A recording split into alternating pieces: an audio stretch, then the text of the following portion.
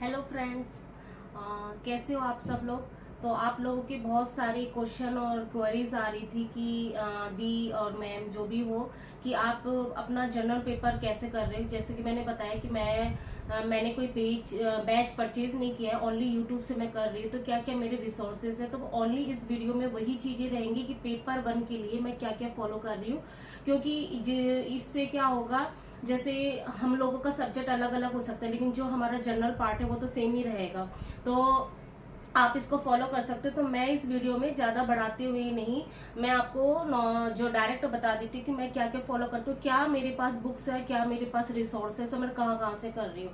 तो सबसे पहले हम बात करते हैं इंग्लिश की। तो इंग्लिश की मैंने कई बार आपको बताया हुआ है, मतलब मैक्सिमम लगभग डेली ही वीडियो मैंने बताया हुआ है कि मैं इंग्लिश विद रानी मैम एक यूट्यूब चैनल है, उससे पूरा वोकैब और जो ग्रामर है वो पोर्शन वो करती हूँ। ठीक है, लेकिन एक्चुअली जब मैंने स्टार्ट किया था तो मुझे थोड़ा उस समय इतना पता भी नहीं था मैम के बारे में। तो मैंने बुक ऑर्डर की थी, वो मैं बता देती हूँ। ये एक बुक है, ब्लैक बुक, क्योंकि इसमें बहुत सारे एसएससी वालों ने, क्योंकि मेरा जो माइंड सेट है ना कि एसएससी वाले कैसी प्रिपरेशन करते हैं, मुझे उस हिसाब से प्रिपरेशन करना। तो उनकी सारी वीडियो मैंने देखी हुई थी, वो क्या क्या टॉपर क्या क्या फॉलो करते हैं। ऐसा कुछ नहीं है, जो मुझे अच्छा लगा वो मैंने ऑर्डर किया था। तो ये थी इंग्लिश ब्लैक बुक। तो ये वोकेब के लिए ओनली अच्छी है, इसमें कोई ग्रामर कुछ नहीं है।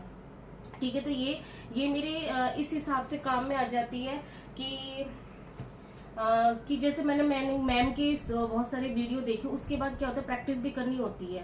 तो इसलिए मैंने यहाँ पे इसके बाद रिवीजन हो जाता है। जैसे 1 वर्ड मैं डेली इसी से करती हूँ। ठीक है, और जैसे मैम का जो है मैं वीडियो देखती हूँ वोकैब के, तो इससे भी वो टिक कर लेती हूँ, तो अच्छा है। उसके बाद ये इंग्लिश का हो गया हमारा, और उसके बाद हम चलते हैं मैथ में।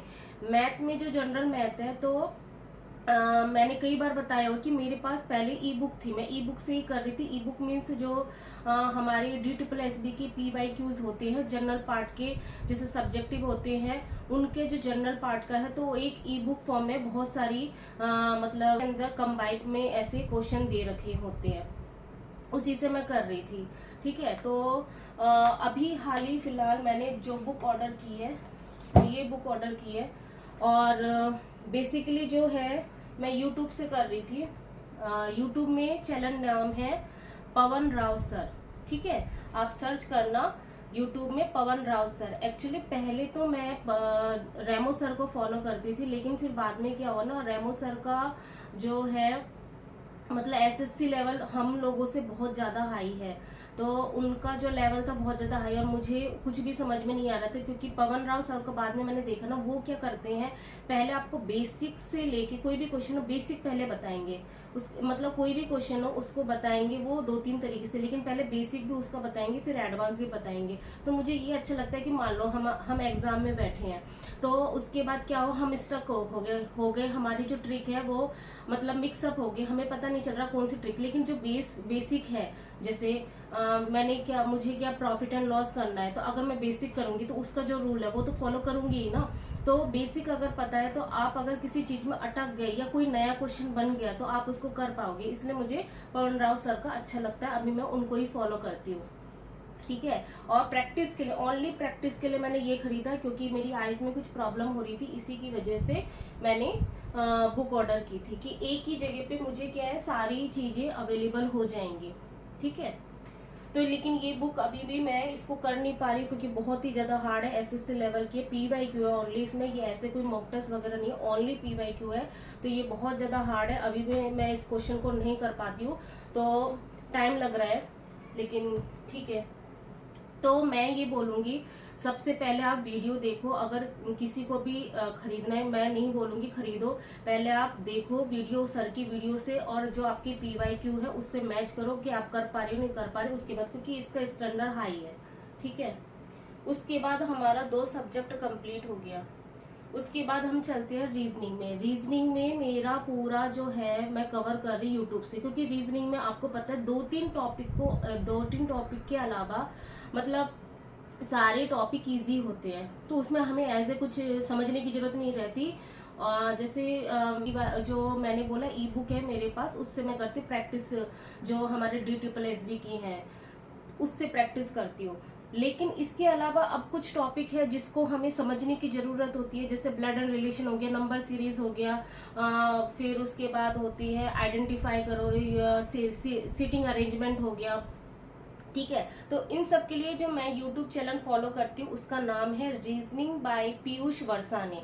तो ये एक टीचर है, जो उन्होंने अपनी मतलब उनका वीडियो आप देख लोगे ना तो बहुत ज़्यादा आपका क्लियर हो जाएगा।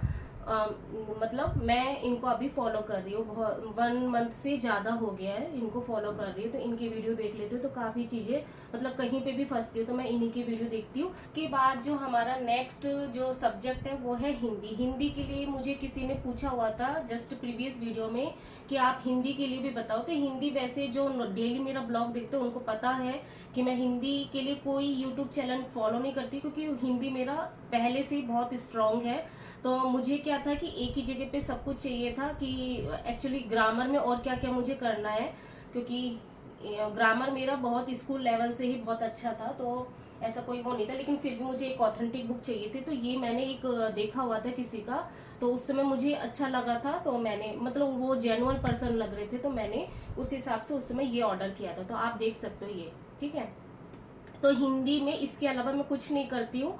और जब इसका टेस्ट लगाना होता है तो टेक्स्ट बुक ऐप जो है उससे टेस्ट लगाती हूँ। और जो PYQ तो प्लस है ही, तो PYQ तो करना ही है। अगर आप किसी भी एग्जाम की प्रिपरेशन कर रहे हो तो जो आपका सेक्शन है, जैसे SSC वाले हैं तो SSC वाले अपने PYQ लगाएंगे, हम DSSB वाले हैं तो हमको अपने वाले जो है PYQ, चाहे वो टीचिंग हो नॉन टीचिंग हो, उनका जनरल पार्ट सबका सेम होता है। ठीक है, तो आपको PYQ तो मस्ट है, क्योंकि वो आपको बताते हैं हर एक टॉपिक के बाद आप PYQ लगाओ तो आपको पता चल जाएगी कि हाँ मैं जो करना चाह रही हूँ, मैं जो टॉपिक करना चाह रही हूँ, क्या मेरा वो टॉपिक क्लियर हुआ। ठीक है, और हर बार करोगे तो हर बार, जैसे मान लो 10 क्वेश्चन आपने किए तो हर बार 1 या 2 क्वेश्चन ऐसे आएंगे जो आपने पढ़े हुए नहीं है, वो बिल्कुल अपोजिट में आएंगे, तो उनको भी आप लिख लोगे ना तो आपका क्या है, मैक्सिमम चीजें कवर होती जाएंगी, जो बिल्कुल डिफरेंट है वो भी आपके क्लियर होते हुए जाएंगे। ठीक है, तो हिंदी में मैंने बता दिया कि ओनली एक ही बुक है, उसको मैं फॉलो कर रही हूँ। हिंदी हो गया। अब है GS या GK जो हम बोलते हैं, तो मैंने बताया हुआ था कि हमारा एग्जाम है वो नियर बाई है, अगस्त मान के अगर चले। और अब जो है आज जो डेट है 25 या 26 है, आज है 25 जून। ठीक है, तो ओनली 5 डेज और उसके बाद जुलाई हमारा स्टार्ट हो जाएगा। तो अगर मैं 1 मंथ भी मानती हूँ तो 1 मंथ में आप कैसे इमेजिन कर सकते हो आप GS जो है पूरा कर लोगे, लूसेंट आप पढ़ लोगे, सब कुछ कर लोगे, नहीं कर सकते ना। तो मैं जो फॉलो कर रही हूँ मैं अपना बता रही हूँ, क्योंकि बहुत लोगों ने क्वेश्चन पूछा हुआ था कि आप GS कहाँ से कर रहे हो, सारे आप सब्जेक्ट के बारे में बताइए, तो मुझे अलग से इसलिए वीडियो बनाना पड़ रहा है अभी। तो मैं जो कर रही हूँ स्टैटिक, तो GS में मैं क्या कर रही हूँ, स्टैटिक GK कर रही हूँ। ठीक है, तो स्टैटिक GK में जैसे मैंने है ये अभी 2 दिन पहले ये बुक रिसीव हुई है, मुझे नहीं पता कौन इसके राइटर है कुछ है, मैंने बस यहाँ पे ये देखा ये थंबनेल इसका कि TCS के 500 प्लस क्वेश्चन है, बस मैंने और कुछ नहीं देखा कि ये कौन से ब्रांड का है क्या है नहीं है। और मुझे सस्ते में चाहिए थी तो इसलिए मैंने खरीदा हुआ था कि मुझे क्या है एक टॉपिक से कितने क्वेश्चन बन सकते हैं और कहाँ कहाँ तक पूछा हुआ है। ठीक है, तो अगर मैं इतने क्वेश्चन कर लेती हूँ बहुत सारी चीज़ें कवर हो जाएंगी। और बेसिकली मेरे पास PYQ है, स्टैटिक GK के जो PYQ होते हैं वो सारे हैं। तो मैंने क्या किया, सबसे पहले आप बोल रहे थे ना कि आप कैसे चूज करते हो GS के लिए टॉपिक, देखो इसमें सारी चीज़ें लिखी हुई है, इसमें सारी चीज़ें लिखी हुई है। ठीक है, तो इसमें कितने हैं 49। ठीक है, तो ये सारे टॉपिक लिखे हुए हैं। तो मैं जो मोस्ट पोस्ट होते हैं, और मैंने जो एक आपको बुक भी बताई थी ई बुक, मेरे प्रीवियस वीडियो में मैंने आपको बताया हुआ था कि रोजगार विद अंकित, रोजगार विद अंकित एक ई बुक थी मेरे पास, उसमें मैंने टॉपिक बताए हुए थे। मैं उसमें मेरे ख्याल से 10 to 15 ही टॉपिक है जो मोस्ट टॉपिक है, जिसमें से हर साल आते ही आते हैं, मतलब मोस्ट प्रोबेबिलिटी होती है उन टॉपिक की कि अगर आपके पास बिल्कुल ही टाइम कम हो तो आप उन टॉपिक को तो स्पेशली करके ही जाओ। जैसे हमें पता है आर्ट एंड कल्चर से आएगा ही आएगा क्वेश्चन, आपकी बुक से ऑथर से आएगा ही क्वेश्चन, आपके अवार्ड से क्वेश्चन आएंगे ही आएंगे। तो कुछ टॉपिक ऐसे है जैसे माउंटेन है, जो अगर हम पूरा ज्योग्राफी नहीं पढ़े, हम माउंटेन है, रेंज है, और पासेज है, कुछ जो टॉपिक है जो फिक्स है, जो आने ही आने हैं, उनको अगर हम कर लेते हैं, नेशनल पार्क है, तो उससे क्या होगा, हमारा जो ध्यान नहीं भटकेगा और हम एक सही सही गाइडेंस में हम प्रॉपर तैयारी कर पाएंगे। क्योंकि जीएस में ऐसा होता है, जीएस हमारा क्या है, पूरा समुंदर है। आप किसी एक चीज को पकड़ोगे, दूसरी चीज को पकड़ोगे, पता चला वो तीसरी चीज से आया है। ठीक है, हमें नहीं पता वो कहाँ से आएगा। लेकिन और अदर सब्जेक्ट है, जैसे आपका ग्रामर है, लैंग्वेज पार्ट मान लो, हिंदी, इंग्लिश, मैथ हो गया, इसका भी पोर्शन आपको पता है लिमिटेड है। ठीक है, उसके फॉर्मूले वगैरह, उसके कॉन्सेप्ट वगैरह आपने अगर समझ लिए है, तो आप क्या कर सकते हो, उस क्वेश्चन को अप्लाई कर सकते हो, आप कर तो सकते हो। लेकिन अगर जीएस में किसी और ही एरिया से क्वेश्चन आ गया, और ही फील्ड से आ गया, आप कैसे करोगे। और जीएस में क्या आपको नहीं आते हैं तो आप कैसे कर पाओगे, आप तुक्के भी नहीं लगा सकते हो।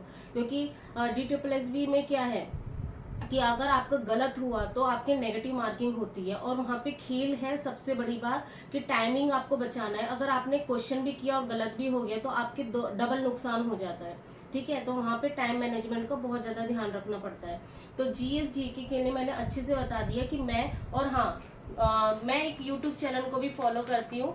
क्योंकि आपने देखा होगा कई बार कि मैं वीडियो देख के नोट्स बना रही हूँ आजकल। क्योंकि कुछ टॉपिक के मैं बना चुकी थी, कुछ टॉपिक के अभी बना रही, क्योंकि बीच में मैंने स्टॉप कर दिया था।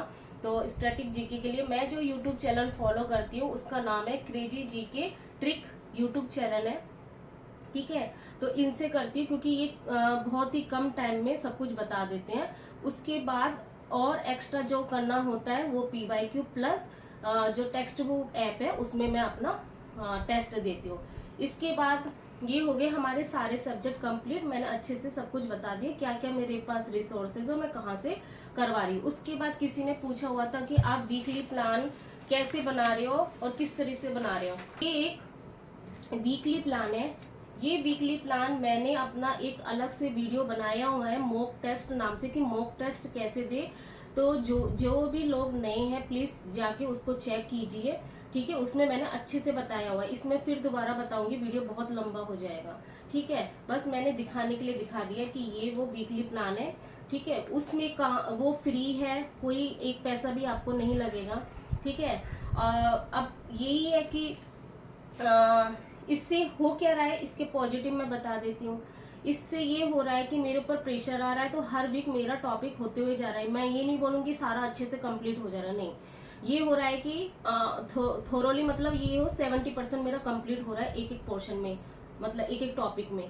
ठीक है, तो जब मेरे क्या होगा, मान लो ये 1 मंथ बचा है, इसमें मेरे ये वीकली प्लान पूरा कंप्लीट हो जाएगा। तो फिर नेक्स्ट टाइम जब हमें टाइमिंग दे देंगे, वो ऐसा तो है नहीं कि जस्ट कल ही एग्जाम हो जाएगा, कभी ना कभी तो बताएंगे कि इससे पहले 20 डेज पहले तो बताएंगे।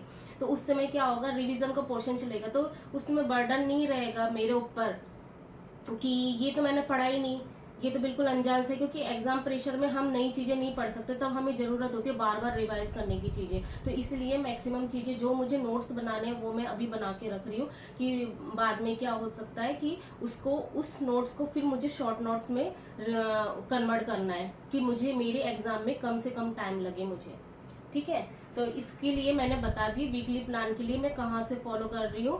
आप मॉक टेस्ट ब्लॉग जो है कैसे दे, एक ना मेरे चैनल में ही है, आप उसमें जाके आप प्लीज चेक करिए, उसमें पूरी अच्छे से बताया हुआ है मैंने। ठीक है, तो ये हो गया। तो आज मैंने मोस्टली सब कुछ बता दिया है कहाँ से मैं क्या कर रही हूँ।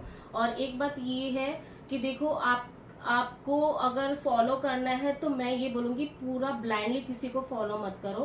पहले आप देखो कि हाँ ये मुझे अंडरस्टैंडिंग हो रही है नहीं हो रही। क्योंकि यूट्यूब में बहुत सारे चैनल हैं, किसी को कुछ पसंद आता है। जैसे मैंने बोला इंग्लिश के लिए रानी मैम, ठीक है, इंग्लिश के लिए नीतू मैम भी है, बहुत अच्छी। मैं नहीं बोलूँगी कि वो खराब है, लेकिन जिसकी लैंग्वेज मुझे समझ में आती है तो मैं उनको, और ये तो है नहीं कि मैं एक ही टॉपिक के ऊपर दो दो टीचर को देखूँ, नहीं वो अच्छी हैं तो उनका भी देखना है, ऐसा नहीं। कि हमें अपना टाइम सेव करना है।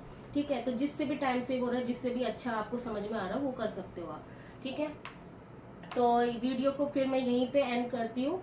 तो आज के लिए बस इतना ही। और भी कोई क्वारी हो आपकी, कोई प्रॉब्लम हो तो आप कमेंट करके फिर बता दीजिए तो फिर मैं उसके ऊपर फिर देखती हूँ क्या उसका क्वेश्चन आंसर हो सकता है, उसका आंसर जो भी होगा।